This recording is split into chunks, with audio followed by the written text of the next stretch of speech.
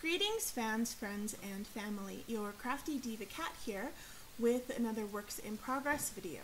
This one is a new project and it's actually needlepoint, which is something that I haven't covered before in one of my works in progress needlework videos. This is the cover of the box of the kit, and it's quite an old kit. It's probably about 20 some years old.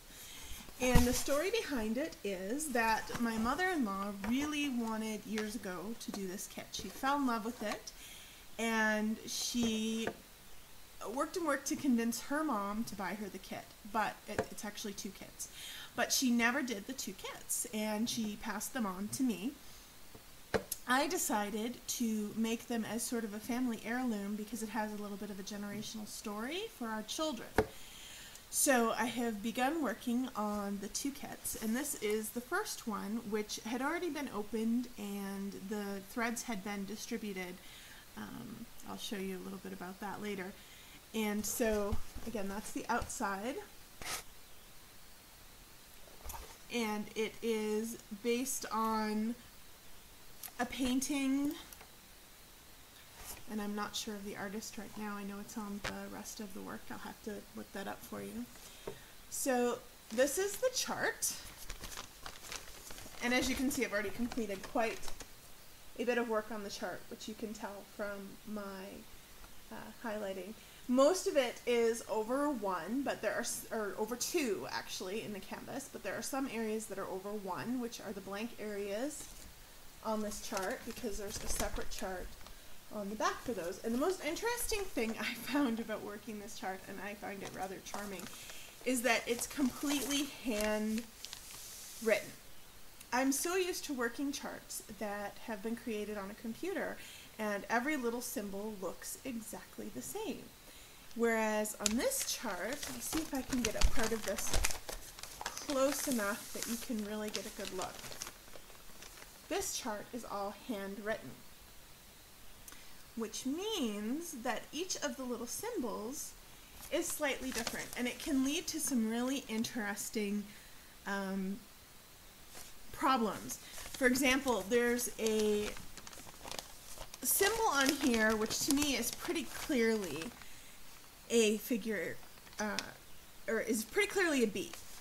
It looks like a B to me. I'm trying to find it here on the chart so I could show you. I read it as a B. It's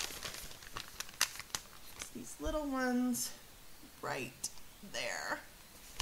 And so when I was looking for the thread, which had already been sorted by symbol for me, I was looking for a B, and I looked through everything 3 or 4 times, and I was pretty sure that something had happened and the B's had been lost. And I had already worked a good part of the kit at that point, and I was just horrified. Oh no, all my work has gone to waste.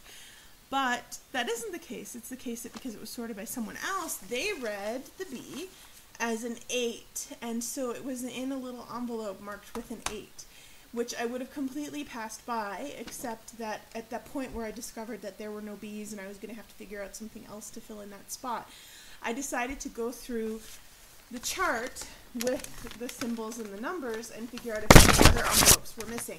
At the end, what happened was I had this extra envelope, which was marked with an 8.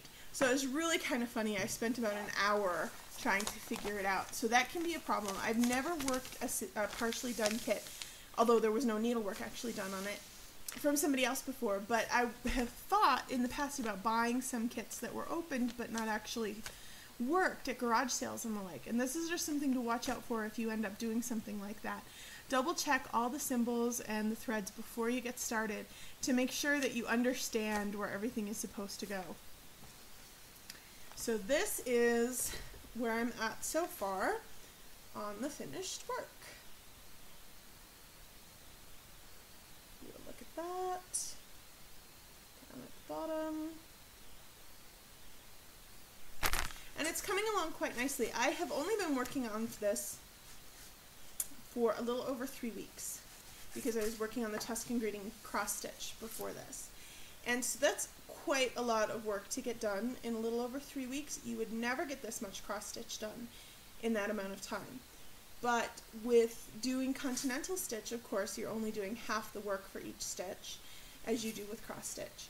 And it's also a larger gauge with the canvas than it is usually This is 7 gauge, I think. So about twice as fast to work up as 14 gauge Aida cloth or the like. So it works up really, really fast, and it's super easy and shocking to my husband every time I hold it up to show him how far I have gotten along with it. So this is part 1 of Pinkie, which is the first kit in the set of 2. I don't think any of you will actually be finding and doing these kits because, as I said, it's quite old and has been in the family for quite a long time, so is probably not one that you're going to find anywhere unless you're buying on eBay or at garage sales and the like. The second kit, and I'll show you a little bit about how the threads were divided. This is another thing when you're working with someone else's. Some of them were divided on cardboard with the symbols, and there's quite a lot of yarn in this, and the rest were divided into envelopes, which actually works a lot better with this kind of kit, and I never would have thought to have done this myself because it's not a technique I've ever used to divide into envelopes, but this works really great with the wool. And I'll tell you one reason. When you have the skein of wool inside of here, you don't have to take it off of the skein, but when you flip through your envelopes and you find the right one, if you leave the little tab of wool sticking out of the corner of the envelope, you can just pull, cut off your length, and go to work instead of having to pull out the yarn and get it out of the skein and things like that. It will just come out through the corner of the envelope beautifully. So this works really surprisingly well for needlepoint kits. So I learned something great doing this kit from someone else dividing it up for me. And this is the other kit in the series, which has not yet been opened, and it'll be the next one that I do, probably after this one, unless I decide to do some cross stitch in the meantime. For more projects, tips, tricks, and ideas on needlepoint and other crafts, check out Crafty Diva Cat on Facebook and Twitter. As always, thanks for watching and happy crafting.